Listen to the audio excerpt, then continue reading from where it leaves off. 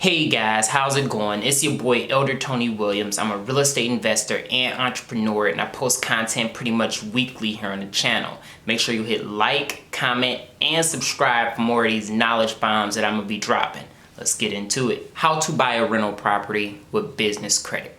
First, let me tell you a little bit about myself. When I first got in this real estate game, I didn't have a dime.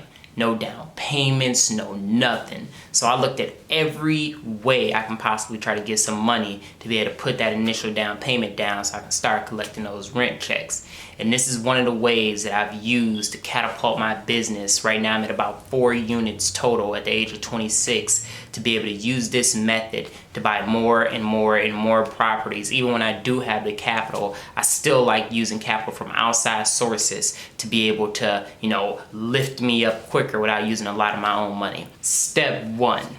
In order to get a business loan, you gotta be in business. So you gotta go get incorporated with the state. This process took me about 3 to 4 weeks to be able to get done. Now this is the first step you need to complete before you complete all the other steps. Get incorporated. Step 2. After you're incorporated, what you want to do is go to irs.gov and get an EIN number.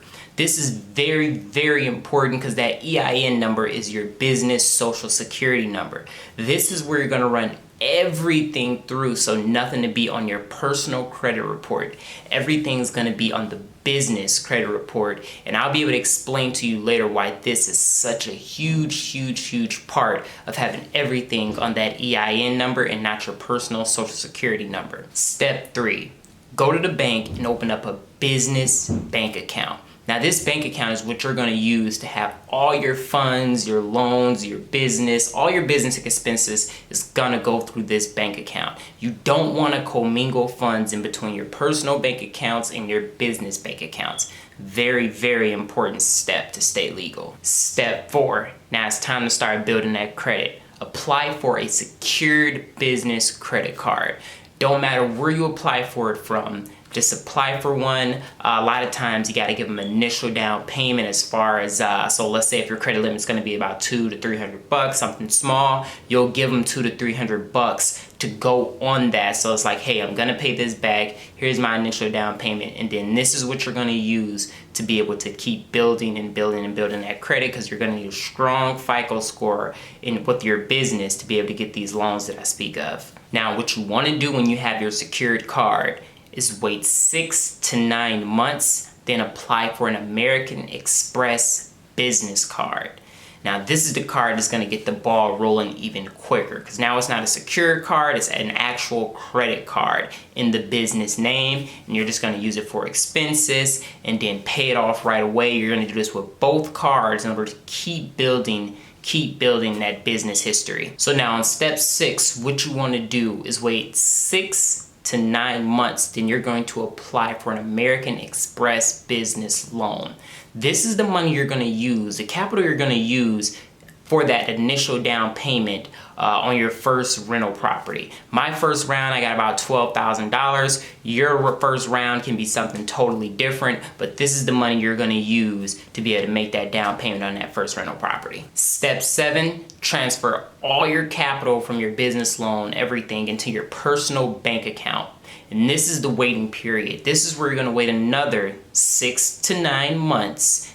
Doesn't happen quick. 6 to 9 months, because you got to let that money season inside of your bank account, and you got to let it stay there, because the next step, when you go, they're going to look at that. Next step, step number 8, apply for a mortgage. Me personally, I love using mortgage brokers. The reason I use a mortgage broker is because it's like they're on your side. They don't get paid until you get your loan. So it kind of puts them in a position to work even harder. A lot of times you can go to an institution like Chase, PNC, and a lot of those people are hourly. So it's like, hey, if I get you the loan, I do. If I don't, hey, it is what it is. But if you go to a mortgage broker, they're going to work extremely hard to get that loan pushed through. So that's why I personally use them myself. Step number 9, find a deal that's going to let the cash flow pay off the loan you took out for the business.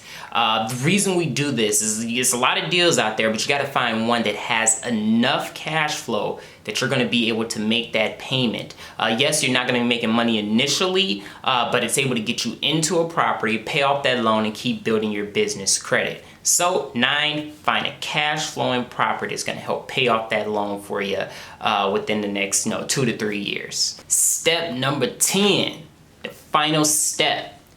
Make an offer on a home, close on that home, and repeat this process until you have a real estate empire. Now that's what I'm on right now. Building, trying to build up that real estate empire. Guys, if you like the content, please make sure you hit like, comment down below, ask me some questions, subscribe to the channel as well. I'm gonna be posting this content kind of weekly here on the channel, dropping all these knowledge bombs, man. I want to help out everybody and show you along my process as well on how I complete this. That no money down, none of your own money down, building your real estate empire. Peace.